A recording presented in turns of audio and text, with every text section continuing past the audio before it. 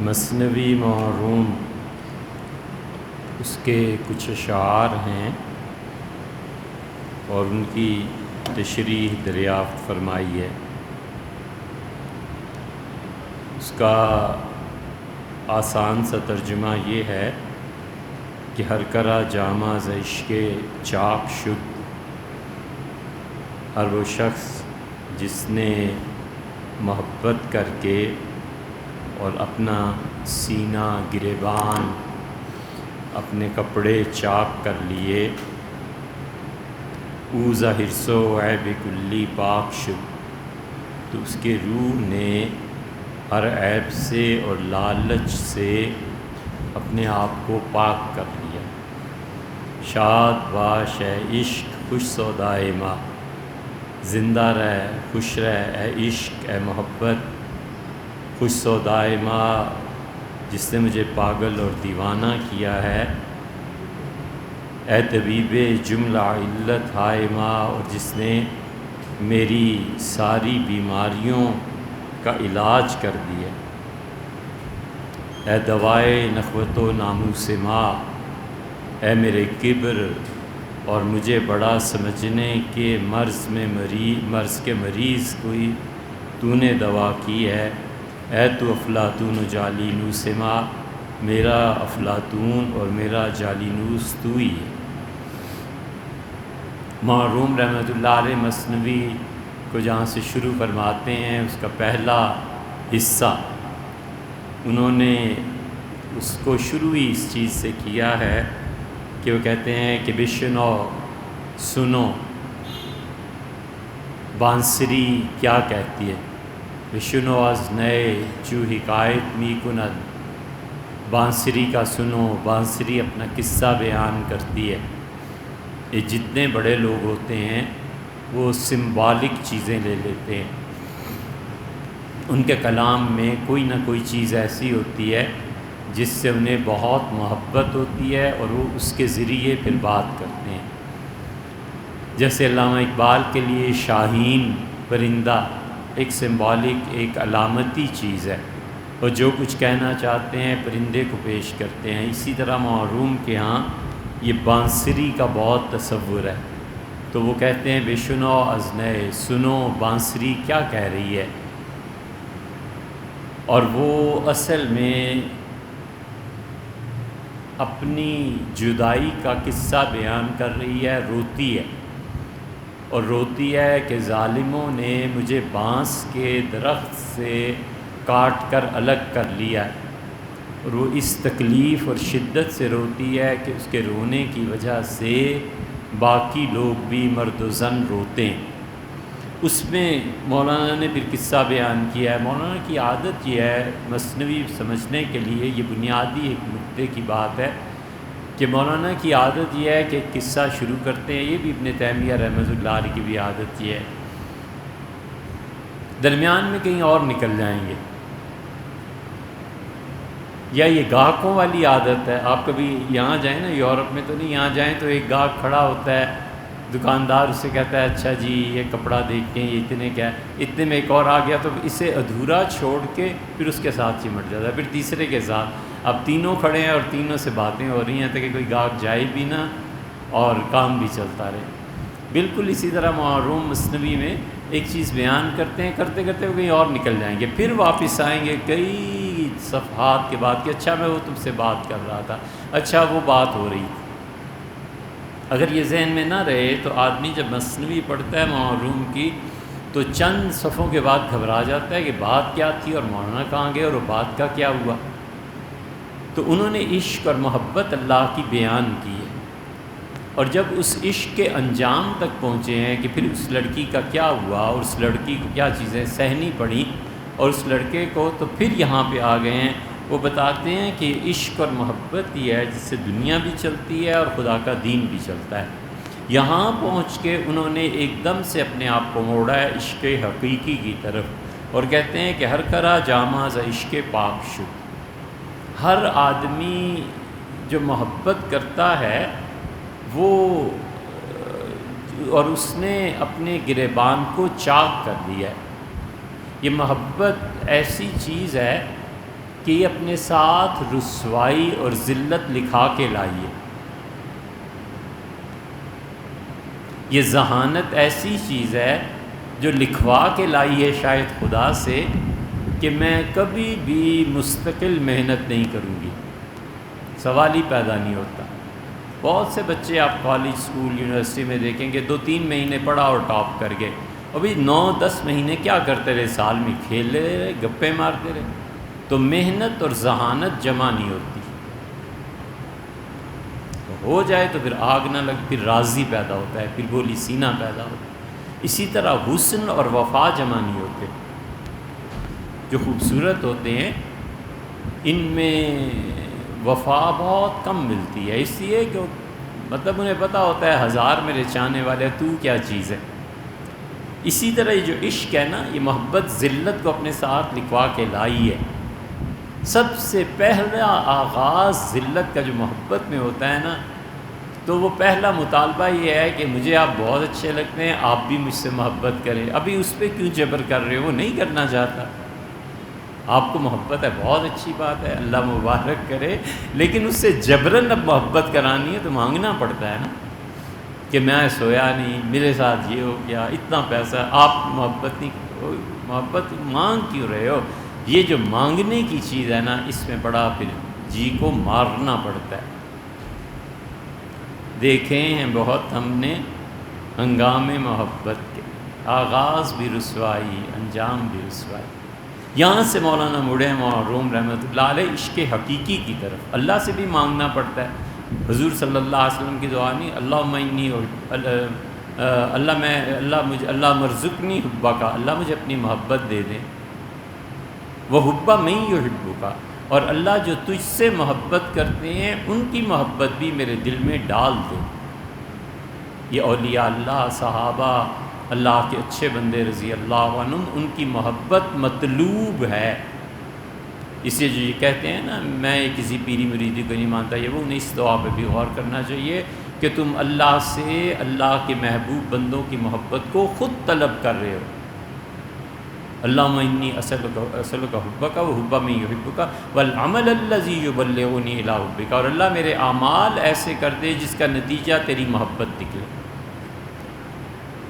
تو معروم کہتے ہیں کہ جب عشق اس درجے کو پہنچ جائے کہ انسان اپنا سینہ چاک کر لے، پاگل ہو جائے اس کے بغیر، او ظاہر سو ہے بکلی پاک شو، پھر ایسا شخص جو اللہ کی محبت میں اتنا دیوانہ ہو جائے، کسی کی بھی محبت میں، وہ ساری دنیا سے بے نیاز ہو جاتا ہے، اس میں نہ کوئی عیب رہتا ہے، اپنے محبوب بے گم رہتا ہے، اور نہ کوئی حرص رہتی ہے، کیونکہ محبت دل کو قناعت کی طرف لے آتی ہے۔ بس چھٹی ہو گئی، اپنی اولاد سے محبت ہو گئی، مثلا اب دنیا میں کوئی چیز قابل کشش نہیں ہے، وہ بیٹا ہے، بیٹی ہے، وہ ایک خاتون ہے، اس سے محبت ہوگی، اب کوئی چیز پر کشش نہیں رہی گئی۔ یہ محبت کے ساتھ ہے کہ آدمی میں قناعت آ جاتی ہے، اور قناعت نہ آئے تو اس کا مطلب یہ ہے کہ وہ بھی کچا ہے۔ مولانا نے مسلمی میں دوسری جگہ لکھا ہے کہ پاگل دیوانہ پیچھے پیچھے جا رہا تھا، تو اس سے پوچھا، اس نے کہا تم اتنے دن سے میرے پیچھے آتے ہو، میں پڑھنے جاتی ہوں، یہ تمہیں کیا مصیبت ہے؟ تو بجائے اس کے کہ میں کسی سے پٹائی کرواؤں، بہتر ہے تم نہ آیا کرو۔ اس کا بڑی محبت ہے، میں تو پاگل ہو گیا ہوں۔ اس نے کہا میری بہن پیچھے آ رہی، مجھ سے بھی زیادہ اچھی خوبصورت ہے۔ تو اس نے مڑ کے دیکھا تو اس سے جوتا اتار لیا۔ اس نے کہا مجھ سے ہی محبت ہوتی تو غیر کی طرف نگاہ کیوں گئی؟ تو محبت آدمی کو بے نیاز کر دیتی ہے، اس لیے وہ کہتے ہیں کہ تم میں کوئی عیب باقی نہیں رہتا، بس اس کی محبت میں، اللہ کی محبت ہے تو اس میں فنا ہو جاؤ گے۔ شاد باش ہے عشق خوش سودائے ماں، میرے عشق تو سدا قائم رہے، تو اتنی اچھی چیز ہے کہ تو نے مجھے پاگل اور دیوانہ کر دیا ہے، مجھے اور کسی چیز کی پرواہ ہی نہیں۔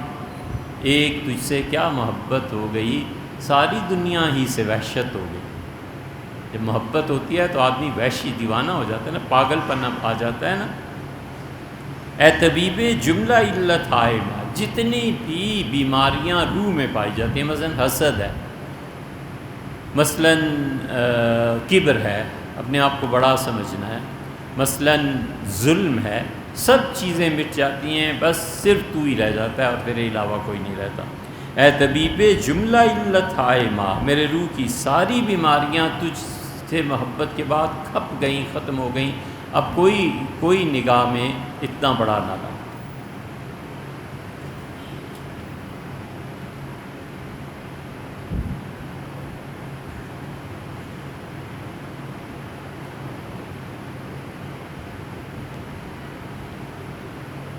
اے دوائے نخوت و ناموس ماں، مجھ میں جو کبر کا مرض پایا جاتا تھا نا، کہ کسی کو لفٹ ہی نہیں کراتا تھا، ہر آدمی مجھے اپنے سے چھوٹا محسوس ہوتا تھا، میرے جیسی طاقت، میرے جیسا حسن، میرے جیسی خوبصورتی، میرے جیسا مال، میرے جیسی صاف گاڑی کس کے پاس تھی؟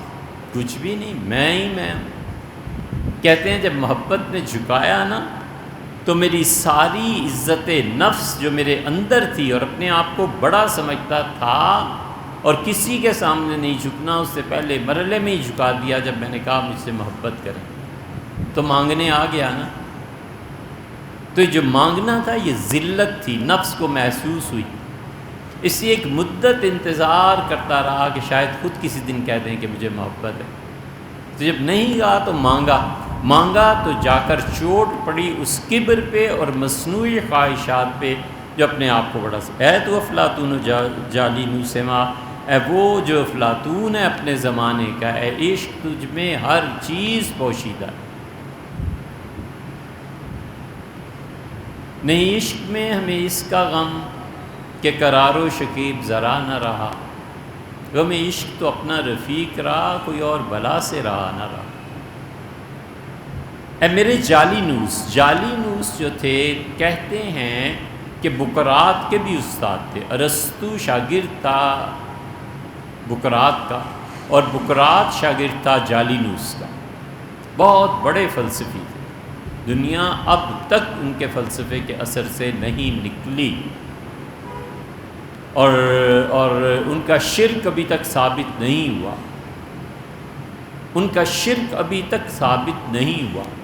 لیکن انہوں نے جو کام کیے وہ انبیاء علیہ الصلوۃ والسلام جیسے کام ہیں۔ ایک یہ بدھ ہے، یہ بدھ مت اتنا پھیلا ہے، اس کی اصل تعلیمات زندہ نہیں رہی، لیکن اس کے کام کو دیکھ کے اندازہ ہوتا ہے کہ اتنی کام میں برکت کسی کو دے دے اللہ تو انبیاء علیہ السلام ہی ہوتے ہیں، ورنہ کسی کے کام میں اتنی برکت نہیں ہوتی۔ اسی طرح ان ارسطو، افلاطون، سقراط، اب تک دنیا اس کے اثر سے نہیں نکلی، اور خاص طور سے ابو علی سینا نے لندن میں ایک لڑکا تھا، اس نے سنا اور وہ پیدل سفر کر کے ابو علی سینا تک آیا، ابو علی سینا نے اسے پڑھایا، پھر اس نے جا کر جو کچھ عربی میں پڑھا تھا اسے لاطینی زبان میں منتقل کیا، کیونکہ یہ اصل میں اسپین کے تھے۔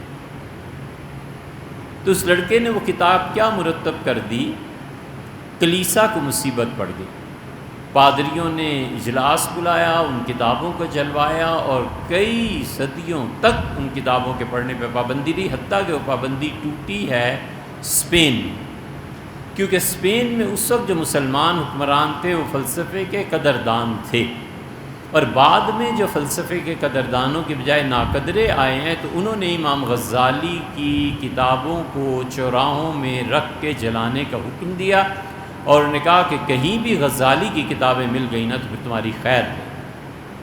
تو ان لوگوں نے جو کچھ کام کیا اس میں بہت بڑا مقام محبت کا ہے، اس محبت کو انہوں نے پھیرا ہے اللہ کی طرف معروم نے، اس لیے مثنوی مولانا کی ایسی کتاب ہے کہ اللہ تعالیٰ کی پاک کتاب کے بعد، قرآن کریم کے بعد اتنا بڑا متن اور ٹیکسٹ پوری دنیا کے کسی مذہب میں نہیں پایا جاتا۔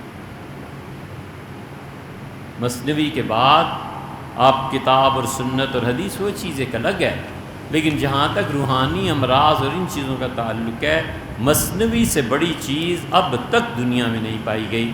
ہم نے جتنا بھی لٹریچر دنیا کا مختلف زبانوں میں دیکھا، سنا یا پڑھا یا اساتذہ نے ذکر کیا، مثنوی سے بہتر اب تک کوئی کتاب نہیں لکھی جا سکتی۔ اسی لیے وہاں روم چیلنج کرتے ہیں کہ اس جیسی چیز لاؤ، اور یہ اللہ نے مجھے الہام کیا ہے، اور واقعی الہامی کتاب ہے۔ اسی لیے آنے والوں نے بھی اس کتاب کا اعتراف کیا اور ان کہا کہ ہست قرآن در زبان پہلوی اللہ نے دوبارہ فارسی زبان میں قرآن کریم کو نازل کیا ہے۔ وہاں روم کو جو اللہ کا عشق اور محبت تھی، کمال کی تھی عملی زندگی میں بھی، اور اسے آپ پڑھیں گے تو پتہ چلے گا، اس لیے انہوں نے اس کا تذکرہ ان اشعار میں فرمایا۔ ایک سوال یہ تحریر فرمایا ہے کہ سنتوں اور فرائض کے درمیان فاصلہ ہو جائے تو پھر کیا کریں؟ دیکھیں، ظہر سے پہلے سنتیں ہیں، عصر سے پہلے نہیں ہیں، مغرب سے پہلے مطلب غیر موقدہ، اور عشاء سے پہلے بھی غیر موقدہ ہیں۔ صرف ظہر اور فجر 2 نمازیں ایسی رہ جاتی ہیں جن سے پہلے سنتیں ہوتی ہیں۔ شریعت کا حکم یہ ہے کہ پہلے سنتیں پڑھے اور اس کے بعد فرض پڑھے، درمیان میں زیادہ وقفہ نہیں ہونا چاہیے۔ وقفہ ہے بھی تو بھی مسجد میں بیٹھے اللہ کو یاد کرے اور نفل پڑھ لے، یہ بھی ٹھیک ہے۔ 4 سنتیں اس سے پڑھی، فرض پڑھنے میں بھی 10 منٹ باقی تھے، اس سے کہا نفل پڑھ لیتے ہیں، بالکل ٹھیک ہے۔ قضا نماز پڑھ لیتے ہیں، بالکل ٹھیک ہے۔ لیکن اگر وہ یہ کرے کہ 4 سنتیں اب پڑھنی ہیں اور اب دکان سے چلتا ہوں، فلاں دکاندار کو یہ پیسے دے دوں گا، یہ کام کر دوں گا، پھر فرض پڑھ لوں گا، تو یہ سنتوں اور فرائض کے درمیان کوئی بھی عبادت کے علاوہ، عبادت جو جسمانی عبادت ہے، اس عبادت کے علاوہ کوئی بھی کام کرے گا تو ان سنتوں کا ثواب کم ہو جائے گا۔ بس ان سے کہا سنتیں پڑھ لی ہیں، اب گھر فون کر لیتا ہوں، بچے آئے ہیں، یعنی 10 منٹ کا بھی وقفہ ہے، یہ ثواب کو کم کرنے کی چیز ہے۔ بہتر یہ ہے کہ اگر دنیا کا کوئی کام کیا ہے تو پھر اس کے بعد سنتوں کا اعادہ کرے، بہتر ہے۔ اگر نہیں کرتا تو کوئی گناہ نہیں۔ جو پہلے ہیں سنتیں ان کا تو یہی حال فجر کا بھی ہے کہ اس سے نماز پڑھی، سنتیں گھر میں پڑھی، اور پھر اس سے کہا چلو ڈول لے کے جاتا ہوں، ناشتہ لینے جاتا ہوں، برتن چھوڑ جاتا ہوں میرے آنے تک، تو یہ دنیا کے ایک کام اس نے کیا ہے، تو فجر کی سنتوں کا ثواب کم ہو جائے گا۔ بہتر ہے کہ دہرائے، نہ دہرائے، پوری گنجائش ہے، کوئی مسئلہ نہیں، ثواب کی کمی البتہ رہے گی۔ اور ایک ہے کہ بعد کی سنتیں، بعد کی سنتیں اب فرض پڑھ لیے، اب گھر جا کے باقی نماز پڑھوں گا، تو جاتے جاتے یہ کام بھی کر جاؤں، پیٹرول ڈلوا لیتا ہوں، یہ کام کر لیتا ہوں، اس سے منع آیا ہے کہ نہیں کرنا چاہیے۔ اتنا زیادہ منع آیا ہے کہ فقہا نے کہا فرض نماز کے بعد لمبی دعائیں مانگنا منع ہے۔ یہ جو امام جمعے کی نماز کے بعد خاص طور سے لمبی لمبی دعائیں مانگتے ہیں نا، یہ چیز ٹھیک نہیں ہے۔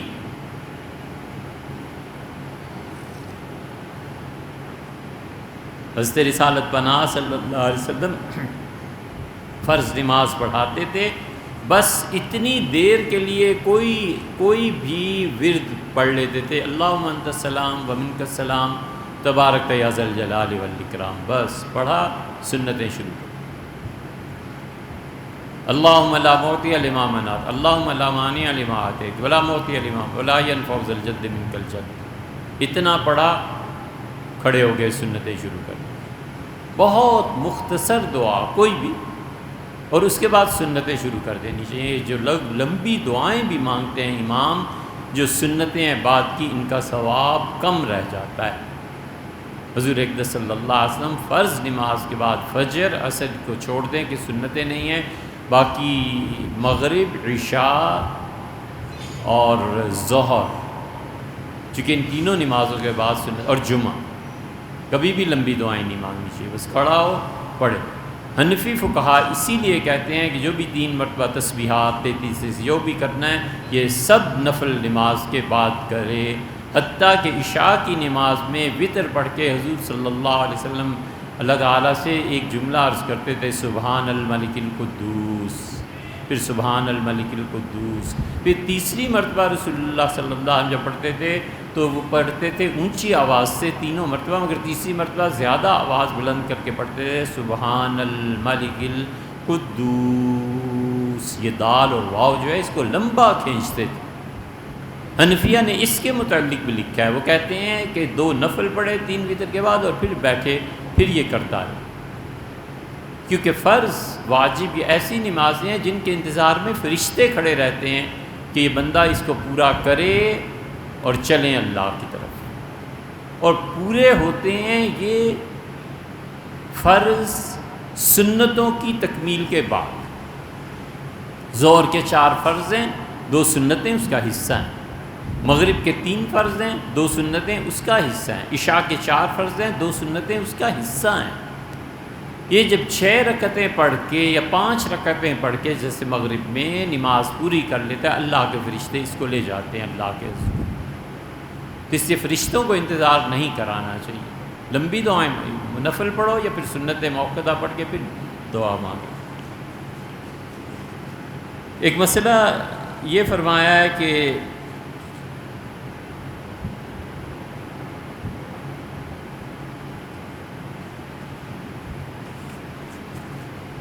جب کسی پہ غسل فرض ہو مرد و عورت تو کون کون سی چیزیں شریعت نے منع قرار دیں؟ شریعت نے 9 چیزیں تو سیدھی سیدھے منع فرما دیں۔ ایک تو مسجد میں داخلہ نہیں ہو سکتا، وہ مسجد سے نہ گزر سکتا ہے نہ مسجد کے اندر آ سکتا ہے، اور مسجد میں سونے میں یہ کیفیت ہو گئی تو فوری طور پہ وہ مسجد سے نکل جائے۔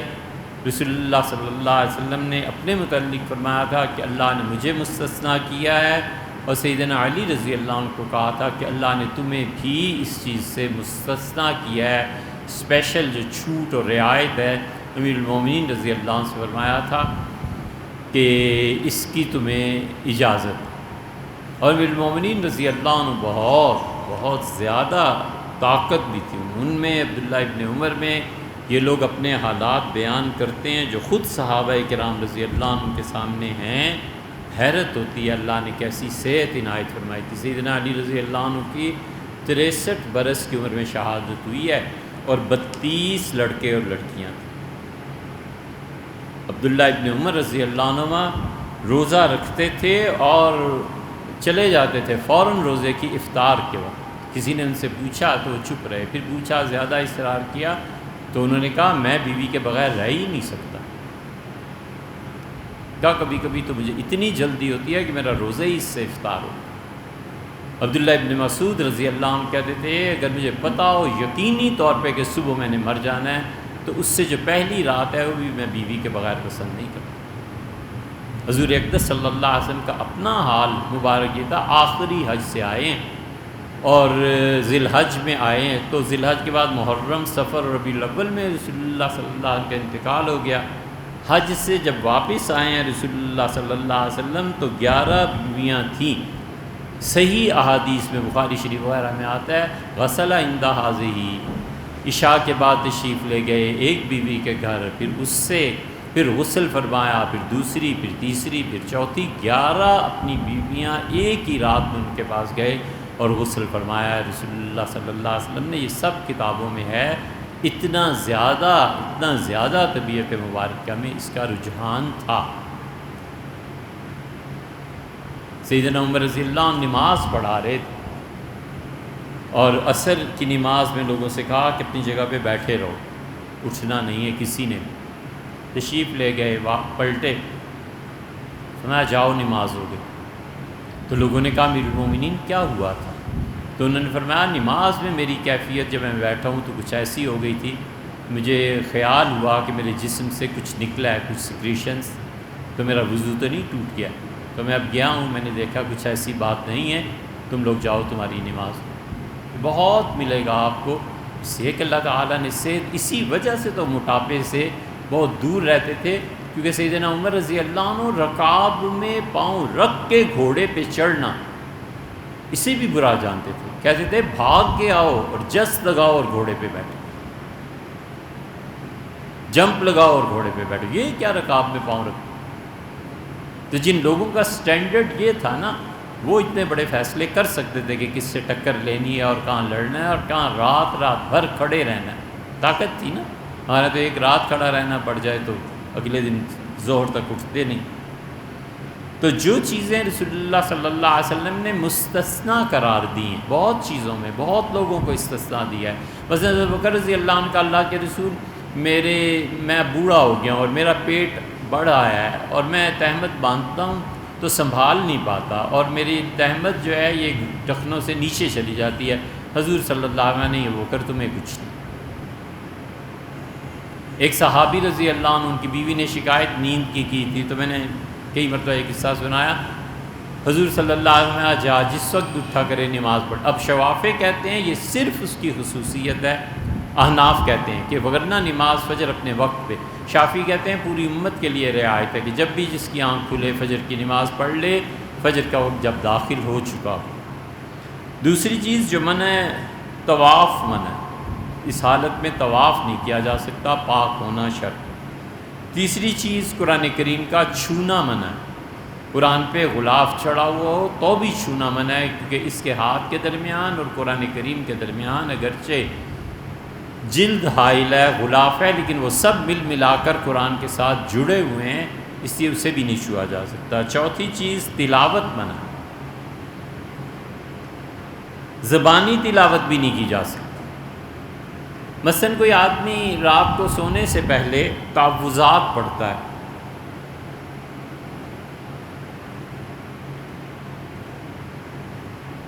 اعوذ برب الفلق یہ پڑھتا ہے، قل اعوذ برب الناس، تو اس میں لفظ قل جو ہے نا کہ آپ پڑھیے اسے، یہ قرآن کا حصہ ہے، اس کو نہ پڑھے۔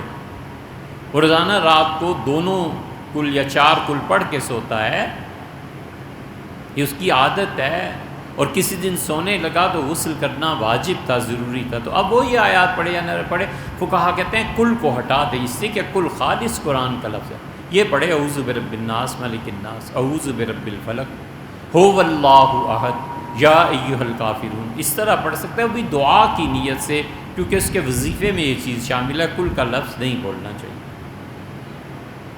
پانچویں چیز جو منع ہے قرآن کریم کا لکھنا بھی منع ہے۔ مثلاً کوئی لکھنے والا ہے، خطاط ہے، پینٹر ہے یا کچھ بھی ہے، اسے لکھ کے ٹیچر ہے، اسکول میں پڑھا، حامیم لکھ کے دینی پڑ گئی، نہ لکھے، اس لیے کہ قرآن کا حصہ ہے، اور جب غسل فرض ہو تو یہ چیزیں جائز نہیں۔ آیت کا تعویذ لکھنا بھی منع ہے، قرآن کریم کی کوئی بھی آیت تعویذ کے طور پر لکھی جائے یہ بھی منع ہے۔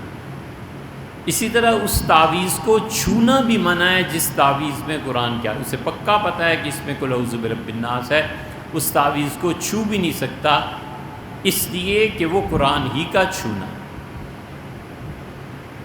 انگوٹھی بعض لوگ پہنتے ہیں تو قرآن کریم کے مقطعات اس میں لکھے ہوتے ہیں، مثلا آپ دیکھیں اس میں لکھا ہوتا ہے، نقش ہوتا ہے حامیم، کبھی کبھی اس میں نقش ہوتا ہے حامیم عین سین قاف، کبھی نون لکھا ہوا ہوتا ہے، ایران میں تو خیر یہ بہت رواج ہے، یہ چونکہ قرآن کا حرف ہے اس لیے اسے بھی نہیں پہنا جا سکتا۔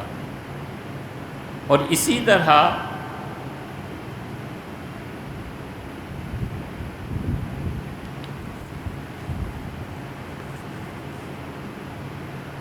بس یہ چیزیں۔ ایک سوال یہ تحریر فرمایا ہے کہ اہل بیت میں کون لوگ شامل ہیں اور ان کا مقام کیا ہے؟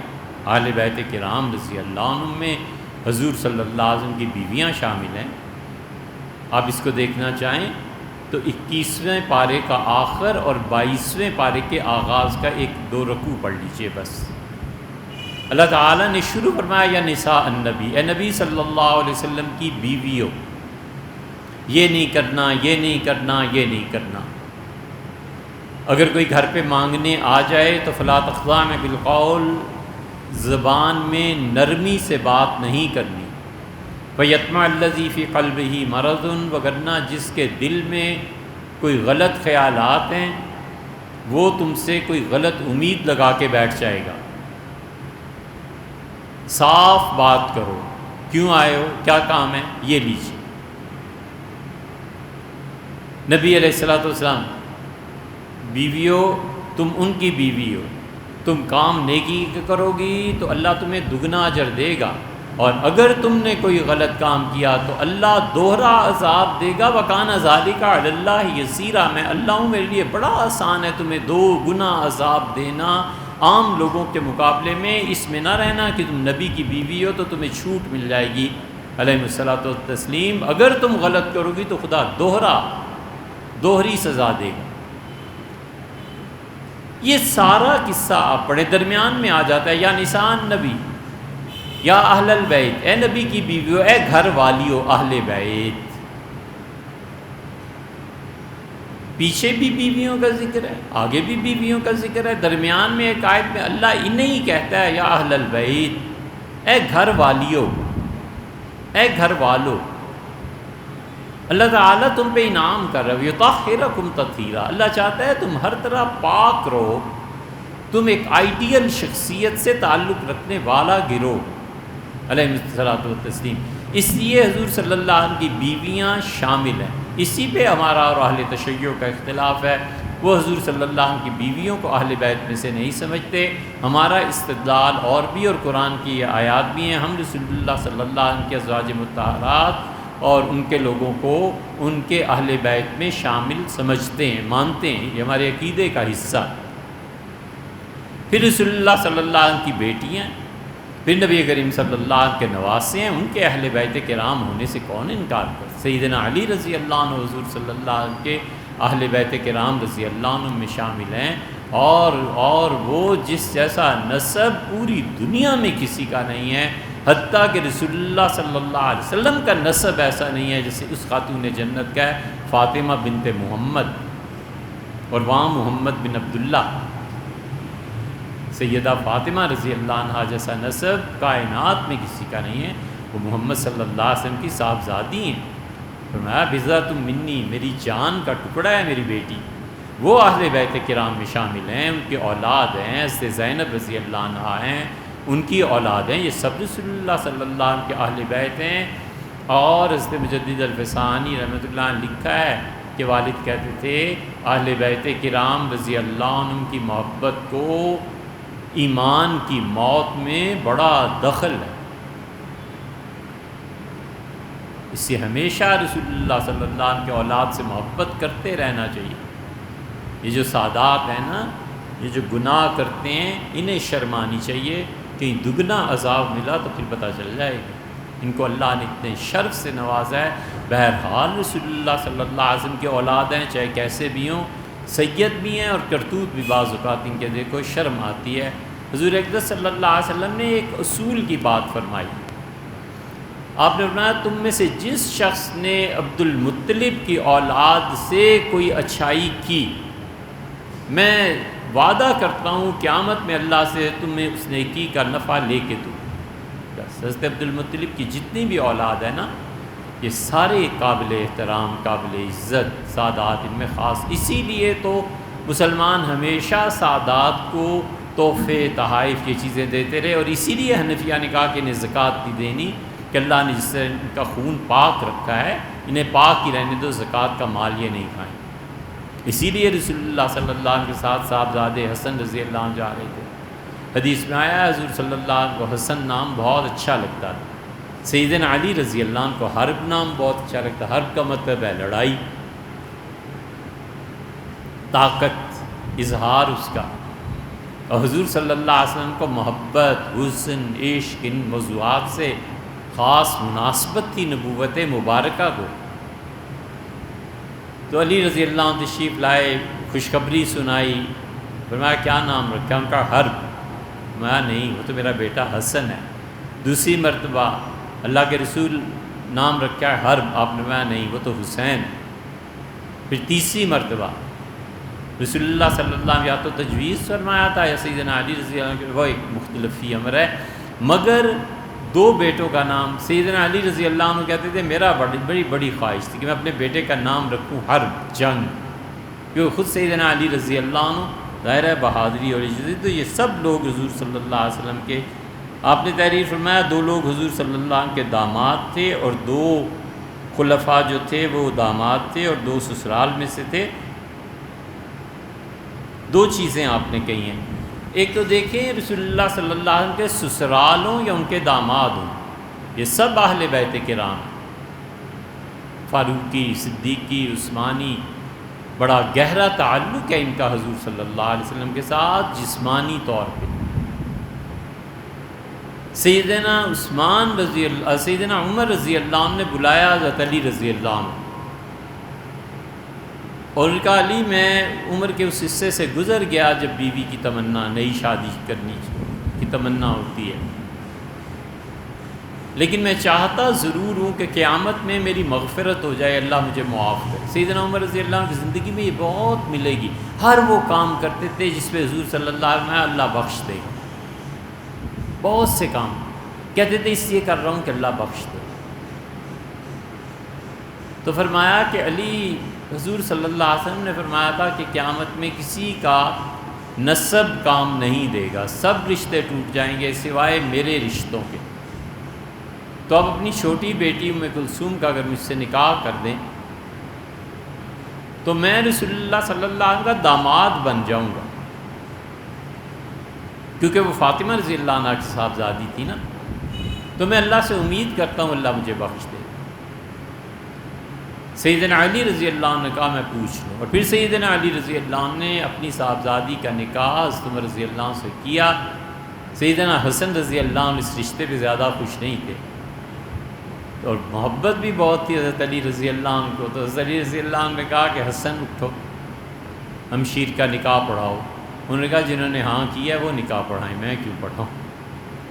سیدنا علی رضی اللہ عنہ اٹھے، خطبہ دیا، اور صاحبزادی صاحبہ کا نکاح حضرت ام کلثوم رضی اللہ عنہ سے کیا تھا۔ ام کلثوم سے جو بیٹا پیدا ہوا تھا حضرت عمر رضی اللہ عنہ کا، وہ حضرت عمر رضی اللہ عنہ کو بہت عزیز تھا، بہت زیادہ۔ بہرحال اس کے لمبے واقعات ہیں۔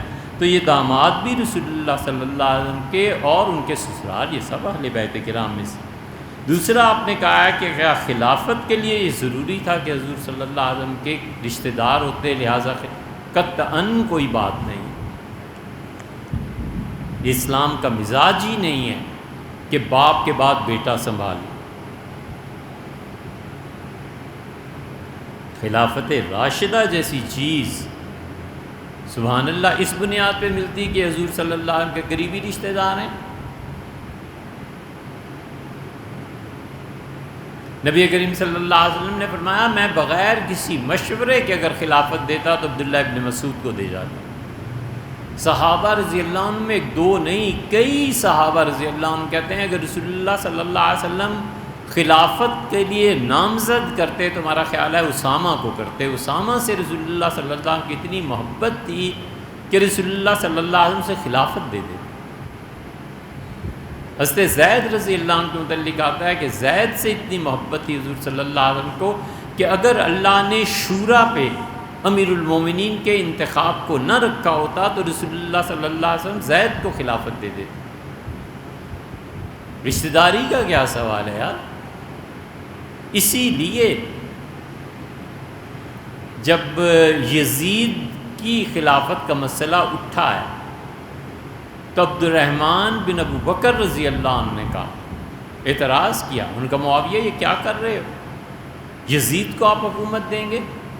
تو مدینہ منورہ کا جو گورنر تھا اس نے کہا کہ سنت ابی بکر و عمر اور ابو بکر کی سنت یہی ہے کہ بیٹوں کو خلافت دی جائے۔ عبد الرحمن بن ابو بکر رضی اللہ عنہ حضور صلی اللہ علیہ وسلم کے ہمیشہ مخالف رہے، حتیٰ کہ مکہ فتح ہوا ہے تب جا کر مسلمان ہوئے۔ بڑے بڑے جری، بڑے بہادر، صاف بات کہنے والے۔ اس سے جب گورنر نے کہا تو اٹھ کھڑے ہوئے، انہوں نے کہا میرے باپ نے کس کو خلافت دی ہے، عمر نے کس کو خلافت دی ہے، سنت و قیصر و کسریٰ، تم عیسائیوں اور کسریٰ ایرانیوں کی رسمیں ہمارے ہاں رائج کرنا چاہتے ہیں، معاویہ اپنے بیٹے کو خلافت دینا چاہتے ہیں۔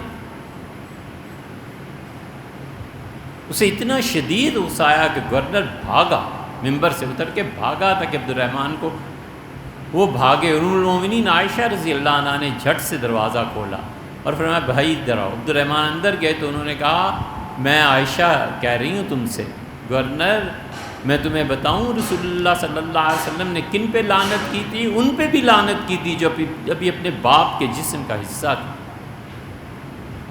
میرے بارے میں کہتے ہو، میرے بارے میں تو یہ آیت نازل ہوئی ہے، یہ آیت نازل ہوئی۔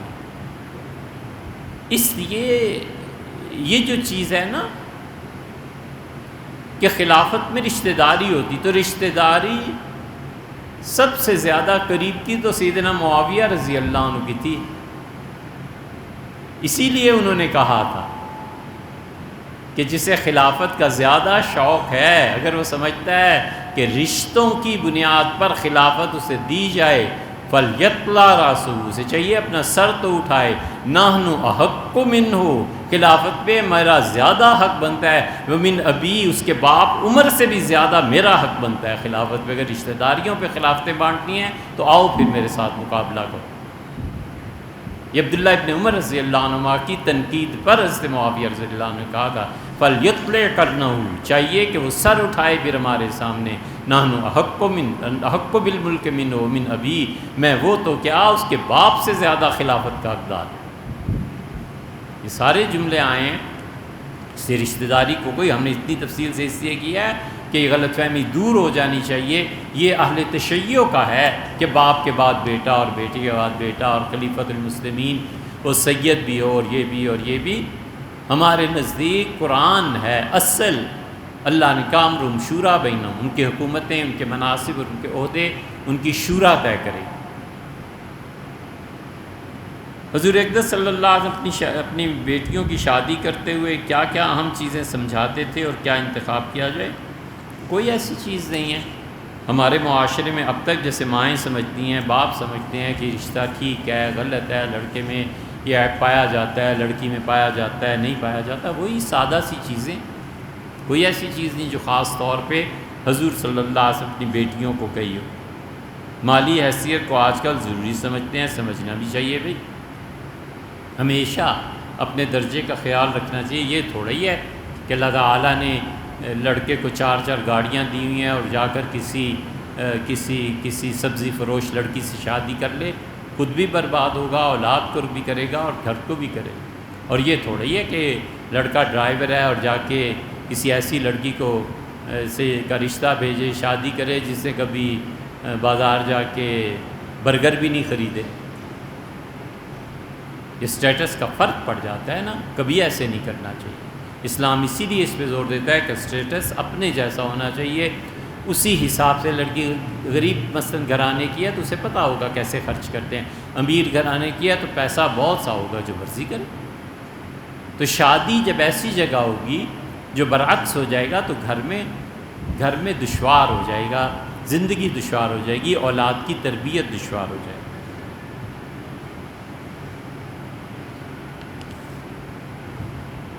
باقی آئندہ سے ہی، لیکن ایک لطیفہ یاد آ گیا، یہ جو اسٹیٹس ہے نا اس کا برابر کا ہونا، عربوں میں تو کوئی ایسی بات تھی نہیں، طلاق دے دی پھر شادی کر لی۔ حضرت مغیرہ بن شعبہ رضی اللہ عنہ بہت خوبصورت تھے، بڑھاپے تک بہت جوانی رہی ان کی، 4 شادیاں کرتے تھے، پھر جب ان سے فارغ ہو جاتے تھے تو چاروں کو بٹھا کے کہتے تھے میں تمہیں طلاق دے رہا ہوں، 4 اور کر دوں۔ وہ کہتی تھی ٹھیک ہے، حق مہر یہ لو بھی، اپنا اپنا گھر جاؤ۔ ایک جگہ انہوں نے 3 تو منتخب کر لی، چوتھی کا جب رشتہ بھیجا انہوں نے تو ان لوگوں نے کہا مغیرہ آپ حضور صلی اللہ علیہ وسلم کے صحابی ہیں، آپ کا شرف ہے، عزت ہے، ایک لڑکے نے بھی پیغام بھجوایا اور آپ کی عمر اس سے بہت زیادہ ہے اور آپ کا بھی پیغام ہے، اب آپ کو رد کریں تو صحابیت معنی ہوتی ہے، رکاوٹ بنتی ہے، اس لڑکے کو رد کریں تو کیسے کریں، وہ ہماری بچی کا عمر ہے۔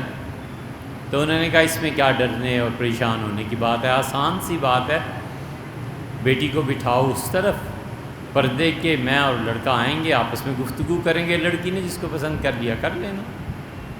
بڑے خوش ہوئے، خیر تقریب منعقد ہوئی اور ایک دوسرے سے سلام دعا، تمہارا نسب، تمہارا قبیلہ، آپ کا قبیلہ، یہ وہ۔ تو حضرت مغیرہ رضی اللہ عنہ نے تیر جو مارا نا، انہوں نے کہا یہ بتائیے آپ کتنا کماتے ہیں، کتنا گھر میں دیتے ہیں، خرچہ ورچہ کیا ہوتا ہے؟ اس نے کہا حضرت جتنا کماتا ہوں پورا حساب رکھتا ہوں، کس بیوی نے کتنا خرچہ کرنا ہے، کتنے لے کے آئی ہے، کتنے کی سبزی، دال اور اشیاء خرد و نوش اور کپڑے اور وغیرہ، سب ایک ایک پائی کا حساب لیتا ہوں۔ چپ ہو گئے، پھر اس سے پوچھا حضرت آپ کیا کرتے ہیں؟ انہوں نے کہا بھی مجھے تو اتنی فرصت ملتی نہیں، میں تو سونے کی تھیلی بھرتا ہوں، چاروں بیویوں کو دے آتا ہوں اور میں کہتا ہوں ختم ہو گیا تو اور لے لینا، پھر جو ختم ہو جاتا ہے وہ تھیلی واپس مجھے بھجوا دیتی ہے، مجھے تو فرصت اتنی ہوتی نہیں، میں نوکروں کو کہتا ہوں تھیلی بھر کے پھر بھیج دو، تو سونا بھرتے رہتے ہیں، بھیجتے رہتے ہیں، چاروں اپنے اپنے طور پہ خرچ کرتی رہتی ہیں۔ اچھا السلام علیکم، چلتے۔ پھر آپ جانتے ہیں لڑکی نے کس کا انتخاب